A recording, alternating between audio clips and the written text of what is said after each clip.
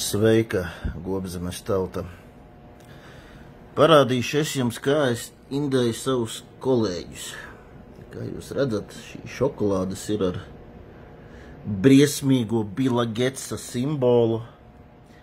Un es viņus regulāri vedu kolēģiem, jo pirms daudziem mēnešiem nepietika prāts, un es viņiem atvedu Latvijas šokolādes paraudziņus. Tagad viņi prasa katru reizi. Nu labi, lai ēd. Raziņā viņiem tiek vienmēr laimas šokolādes. Šitas ir vienam cilvēkam. Es nezinu, viņam bērni ir, bet viņš mājās dod arī sievai. Tā, šitas ir otram cilvēkam. Sarkanā magunīte. Viņam dēls ir, pats jau gados. Tā kā viņš var droši ēst. Kā saka, nav viņu žēl. Nākamais kandidāts uz indēšanu. Viss tā kā vajag, protams, ar vardīti. Viņš ir jauns. Šitās ļoti garšo, bet viņš bērnus negrib. To viņš ir pateicis, tā kā šito arī man nav žēl, lai ēd un indējās. Bet visiem, saka, kolēģiem, šis ir visinteresantākais gadījums.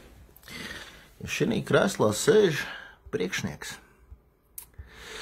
Un viņš tās šokolādes ved mājās. Un baro ar tām šokolādēm savu sievu un savus divus bērnus. Tā kā viņam arī bērni ir, viņam arī tā kā nav ko zaudēt, viss ok. Bet, kur ir interesantākais šajā stāstā? Šitas te kolēģis ir priekšnieks pārliecināts pošmīzis.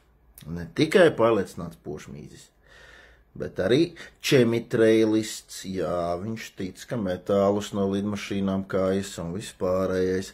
Viņš arī tic, kad, vismaz ticēja, kad, pareizāk būtu teikt, kā Putins iebruka Ukrainā, jo tur bija ASV biolaboratorijas, un viņas vajadzēja iznīcināt. Jā. Tā, kad es uzzināju par čemitreiliem un Putins biolaboratorijas, es domāju, vairāk neko viņam neprasīt un nejautāt. Un reizē mani draugi paziņas, kad es izstāstu kādu Gobzemes atziņu, kas tur bijusi nopustota, vai gadījumu, vai situāciju, vai cilvēku pārliecību, viņi prasa. Kā vispār tāda cilvēka, es nezinu, eksistē? Kā viņi var uz darbu aizbraukt, kā viņi var datoru ieslēgt? Taču jābūt pilnīgi dumjam cilvēkam. Es saku, nē, viņi eksistē. Un viņi ir mums līdzās. Tāpatās kā šis kungs, kurš ir čemitreilists, biolaboratorijas Ukrainā, bet ir amats, sarežģītas procedūras, lasa, pāraksta, uzlabo, diskutē ar inženieriem, ko vēl viņš dara tēvam brīvajā laikā, biznesā palīdz celtniecības, ir kaut kādas jauniešu federācijas, hokeja, kaut kādas tur padomes valdes loceklis.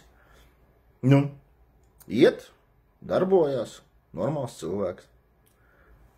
Bet tic visām muļķībām. Tagad galvenais jautājums, vai šitam te pošmīzim pateikt pa vardas simboliņu vai nē? Ja jau vēl, tad jau laikam nezinu. Tā kā bērnus mazliet žēl viņa.